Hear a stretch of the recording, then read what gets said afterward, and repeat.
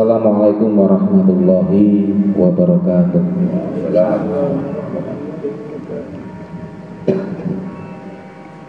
Bab tentang tahliyah dan tahliyah. Tulisannya ya. Tulisannya TAKH LIYAH, tahliyah, dan TAH LIYAH, tahliyah. Hak dengan hak. Iya. Tahadu hak. Iya. Tahliyah adalah mengosongkan diri dari akhlak dan sifat-sifat yang buruk. Kebalikannya, sedangkan tahliyah adalah menghiasi diri dengan perilaku yang terpuji. Kedua hal ini dirangkum dalam hal akhlak. Wahai para murid, setelah engkau bertaubat, engkau harus mengosongkan diri dari sifat yang tercela.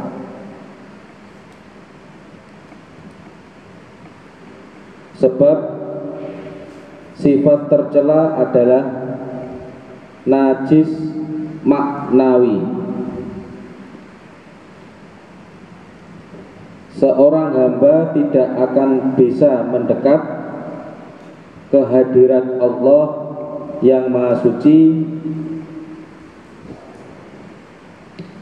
dengan jiwa yang masih dilekati sifat-sifat tercela. Mohon pemahaman dari guru terkait dengan kenapa kita harus mengosongkan diri dari akhlak atau sifat yang buruk dan menghiasi diri dengan perilaku yang terpuji.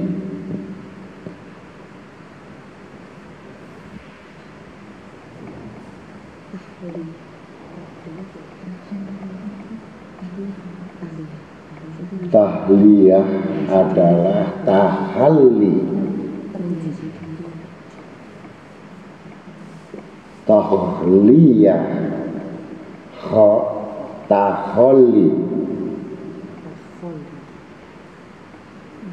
menghiasi dengan amal-amal soleh dengan cara mengosongkan hati yang tercela. Sifat-sifat yang buruk di hati ini harus mutlak dibersihkan. Setiap yang kotor itu ada alat pencuci. Pencuci hati yang kotor itu dengan banyak berzikirlah kepada Allah Ta'ala. Bukan memikirkan bagaimana cara mencuci, bagaimana cara menghilangkan. Tindakan itu adalah dengan zikirullah.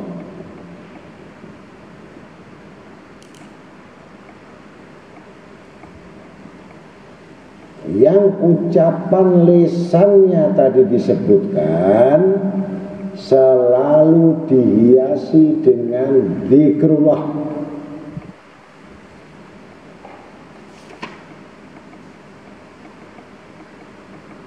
Sampai betul-betul keinginan-keinginan hati yang merajalela ini betul-betul terhapus, dinamakan kosong.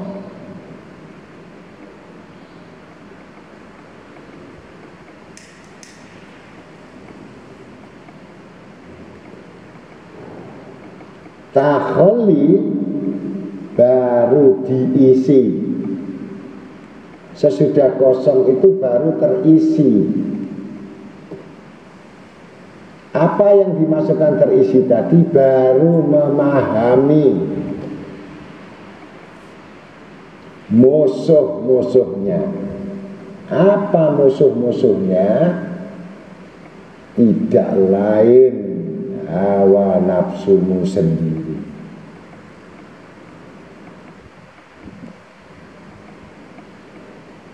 Maka terisilah kolbu-kolbu tadi itu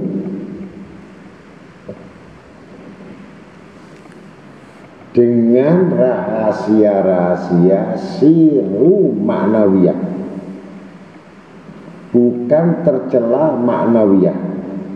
Arti tercela maknawiyah itu kau sudah mencoreng hatimu itu dengan maksiat hati.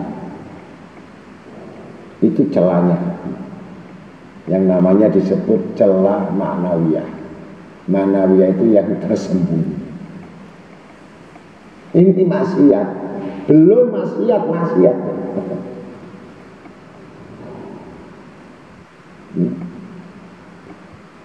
Kau pikir maksiat itu sudah kejadian?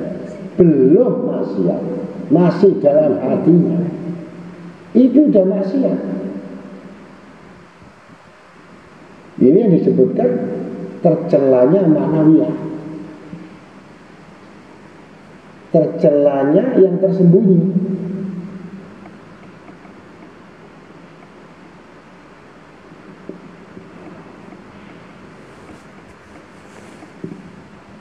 Antara takhalli dan takhalli ini terus berlanjut dengan terus melawan, dengan terus berusaha, dengan terus ikhtiar, dengan terus banyak zikir, terus ibadat yang tidak mengurangi, agar betul-betul sinyal-sinyal maksiat itu hilang.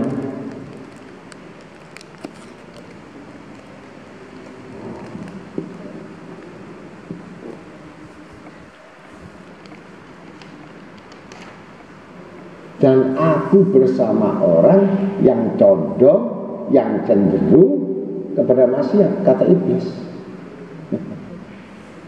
Dia sudah kerjasama.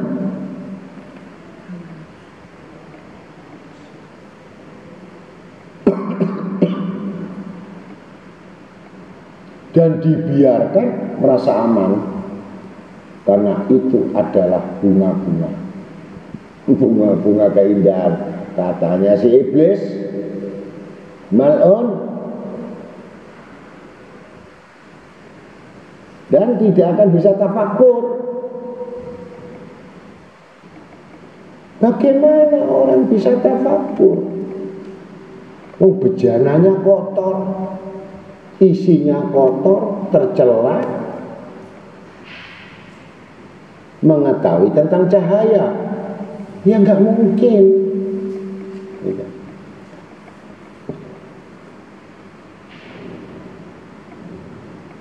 Jadi tafakur ini adalah bentuk reaksi yang sudah mengembang daripada kecintaannya pada Tuhan. Nggak ada tadi. Semua nol, semua fana, lenyap. Illallah.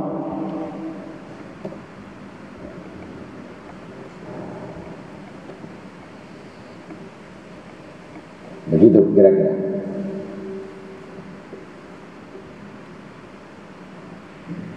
Kalau ini tidak dihilangkan, muncul satu titik lembung,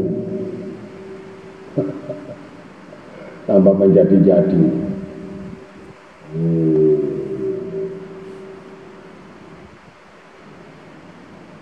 Sholatnya olahraga,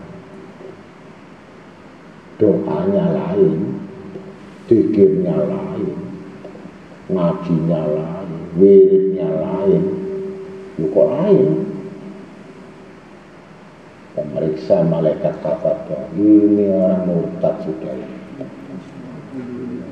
Ini orang harus disiksa ini. Tulisannya gitu, harus disiksa. Tak buat makin sakit lebih lagi, semakin gila sama dunia. Dibuat gila, di stempel. Hati-hati.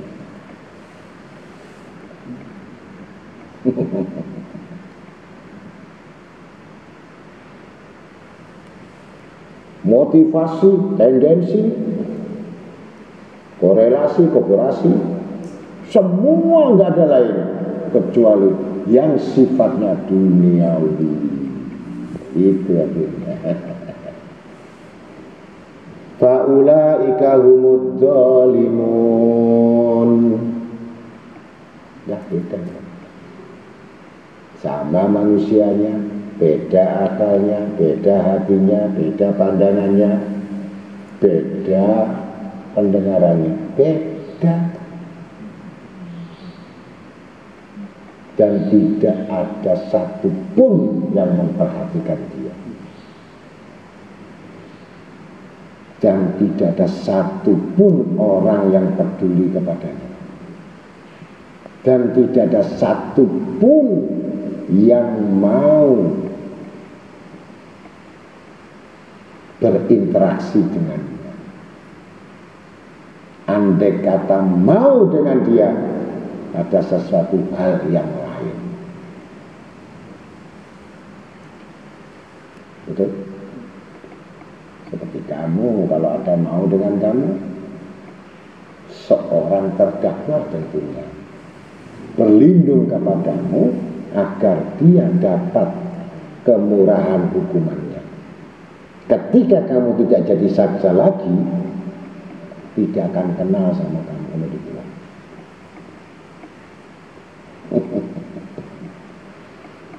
Itu perumpamaan. Paham tidak? Karena satu mengandalkan apa yang tidak pantas diandalkan, dia mengandalkan sesuatu yang miliknya yang tidak pantas dia punya milik. Dia mengandalkan sesuatu yang bukan dimiliki, memaksakan untuk memilih.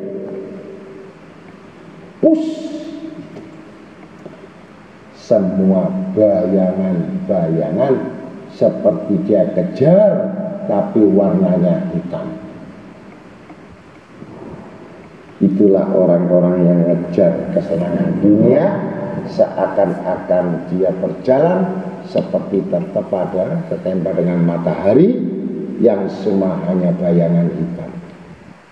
Yang dia peluk, yang dia raih, tidak akan pernah didapatkan itu karena bayangan saja yang menipu dia.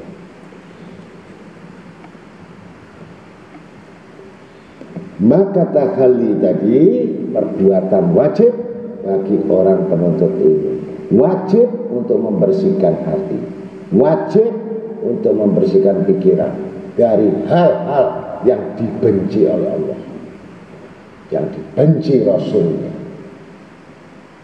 Kalau tidak, akan menambahkan volume keburukan di dalam dirinya,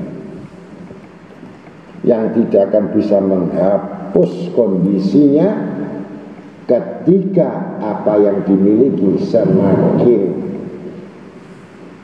menambahkan dosa-dosanya. Maka terhalang semua kebaikan itu, terhalang semua amal ibadahnya itu, terhalang semua kebajikan itu. Andai kata melakukan bukan karena Allah, tapi ada yang dimaui, bukan Allah, ini bahaya. Maka amal mereka bertambah besar, amal mereka bertambah banyak, tapi amal mereka makin dihamburkan seperti debu yang berterbangan, tidak berbekas apa-apa, karena tidak menuju kepada Allah, tapi selain karena dia tidak peduli dengan tahliyah atau tahliyah atau tahalli atau tahalli. Puncak adalah tajalli. Nah, tajalli itu adalah merupakan perjumpaan, pertemuan dengan Tuhannya itu.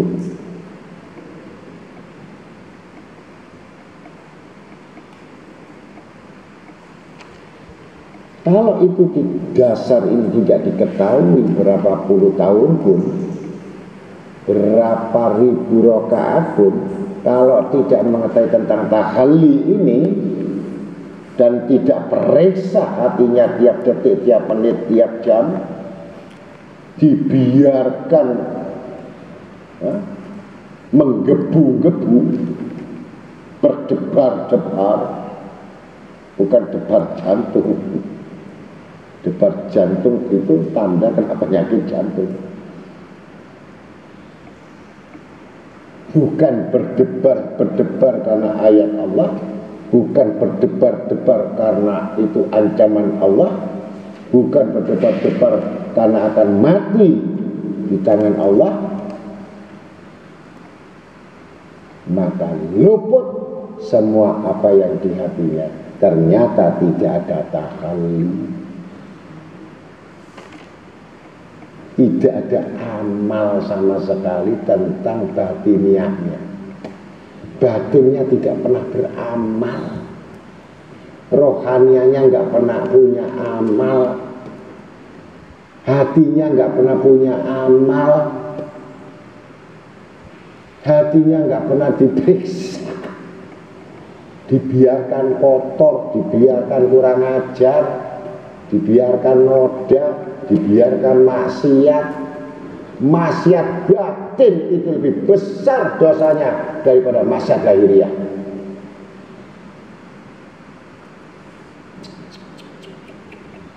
Hati-hati. Karena pertama pandangan Allah itu kepada hambanya. Yang pertama adalah hatimu, bukan badanmu, bukan sholatmu, bukan pikirmu, ya, di lidahmu. Kemana kau punya hati? Kemana kamu punya batin? Kemana kamu arahkan ini? Ini yang pertama. Periksa. Kotor, najis, atau sehat. Ternyata wudunya bagus, sholatnya bagus, zikirnya bagus, tapi yang membatalkan hatinya penuh najis.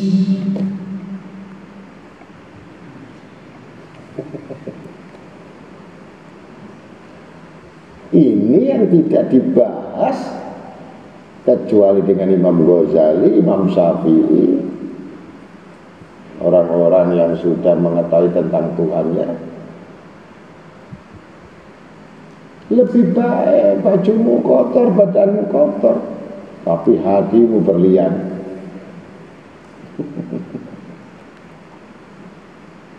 Badanmu penuh bagus, indah dengan aksesoris, hatimu najis, bangkai melulu di dalamnya. Jadi yang amis tadi apanya? Hatinya najis.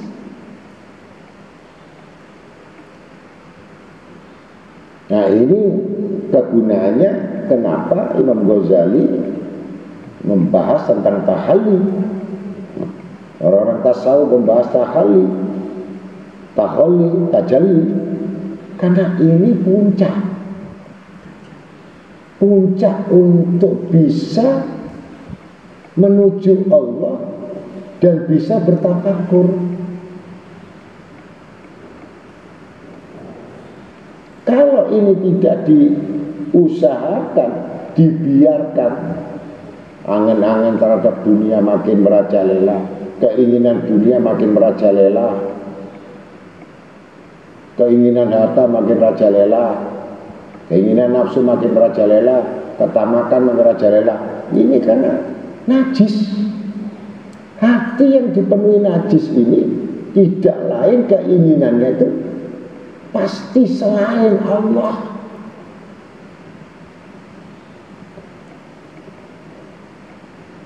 Pertama niat untuk Allah, yang kedua minggir, nyemplung selain Allah.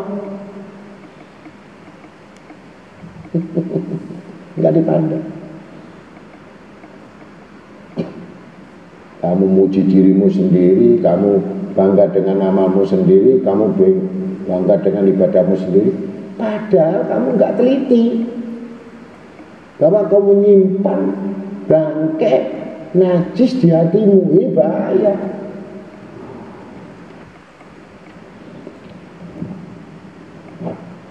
Nah, kemarin ditanyakan bagaimana mengusir sampah itu, mengusir lalat.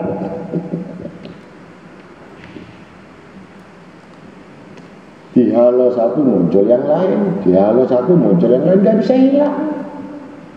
Kalau nggak tahalli, betul-betul dibabat habis. Sampai tahalli, menambah amal-amal soleh, binawafil, menambah sunnah-sunnah, menambah waktu-waktu, sampai betul-betul merasakan inilah yang disebut ibadah. Kalau tidak, ya sampai mati pun kamu akan membawa yang kamu cintai, bukan Allah, bukan Rasul. Anakmu yang kamu cintai ya kamu gendong pisan padahal gak mati.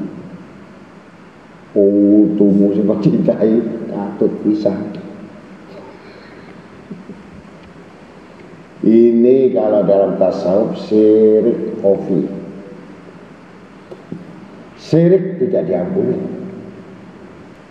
Jadi nggak ada orang takholi itu cinta yang dimaksud itu nggak ada. Bullshit, omong kosong.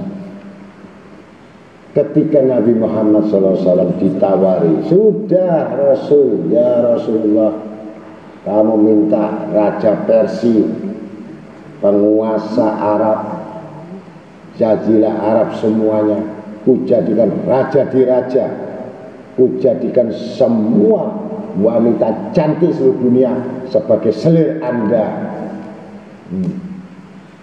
Tidak. Ana abduhu wa rasuluh. Aku hamba Allah dan Rasulnya. Tidak. Kalau kamu nggak usah ditawarin seperti itu. Belum ditawar aja ngeroyok.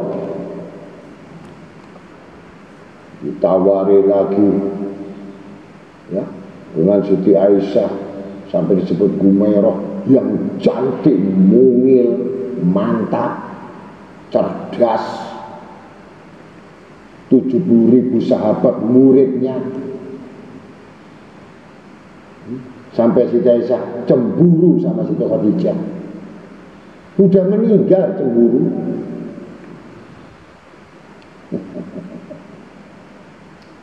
Nah diperhatiin Aisyah. Kenapa? Humairah pipinya merah merekah.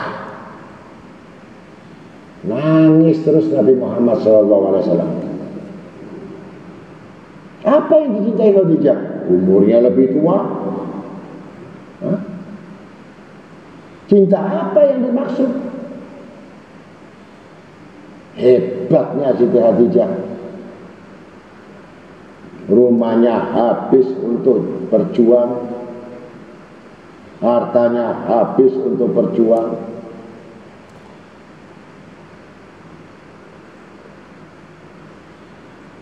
Yang paling hebat sampai dapat salam Nabi Muhammad, salamnya Allah. Jibril sampaikan salam kepada Khadijah. Kuncinya cuma satu. Bagaimana aku bisa menyenangkan Nabi Muhammad SAW? Itu aja. Bukan lain-lain, menyenangkan Nabi Muhammad SAW.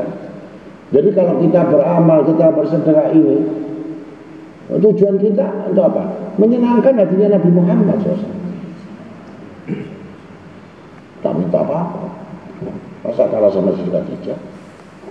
Begitu. Maka disebut Ummul Mukminin, ibunya orang-orang mukmin.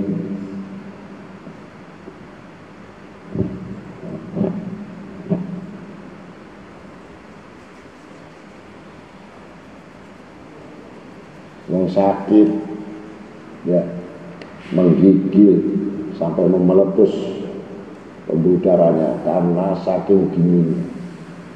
Kayu bakar pun nggak ada, kena hujan semua. Bagaimana? Diselimuti nggak mempan sampai biru Nabi Muhammad SAW. Nangis dia juga, karena api untuk terapen itu nggak ada. Akhirnya minta izin sama Rasulullah, ya Rasulullah, izinkan pahaku, kakiku sebelah kanan aku potong untuk jadi bahan bakar.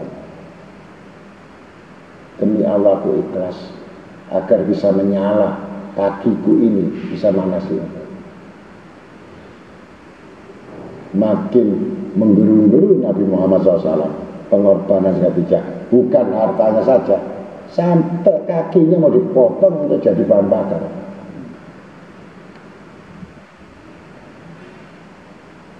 Karena dia tahu di dunia ini akan jadi berantakan semua, jadi tulang tengkorak semua. Roh yang utuh,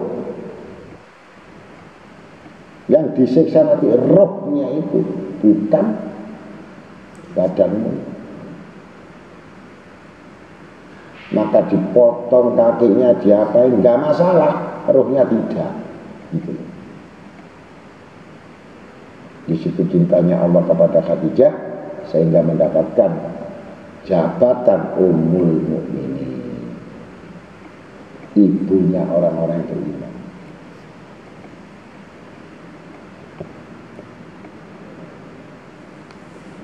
Maka melahirkan anak-anaknya semuanya, orang yang semua sampai cucu-cucunya menjadi tokoh-tokoh